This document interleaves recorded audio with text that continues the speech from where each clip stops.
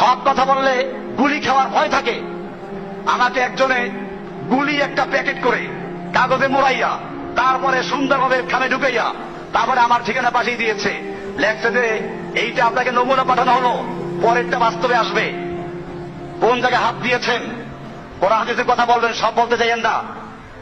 আমি পাইলে তাকে উত্তর, অথবা এখন উত্তর দিচ্ছি, তাকে জানিয়ে দিচ্ছি, এরকম ভয় দেখাইবা তোমাদের পীরদেরকে, যাদের দুনিয়াতে 10টা বউ আছে, বাড়ি গাড়ি আছে, শরীর তৃপ্তি লোক লাগে, মাথা টিবান লাগে, পাও টিবান লাগে, অথবা যেই বুজুর্গদের চলতে গাড়ি লাগে, আরামদায়ক বাড়ি লাগে, ওই সমস্ত পীর বুজুর্গদেরকে এরকম ভয় দেখাও যারা তাদের জীবনটাকে অক্ষ করেছে ইসলামের জন্য, যারা তাদের সবচেয়ে বড় চাহিদা তামান্না শাহাদা, ইসলামের জন্য জীবন দেওয়া তাদের সবচেয়ে বড় চাহিদা।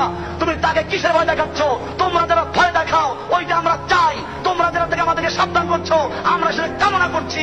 কাজে যারা আজকে ভয় দেখাচ্ছ, আমি কোরআন এবং হাদিসের কথা বলেই যাবো। সেজন্য যদি বুলেটের মাধ্যমে আমার বুক ছাঁচড়া হয়ে যায়, তারপরেও এক মুহূর্তের জন্য বিরত থাকবো ইনশাআল্লাহ।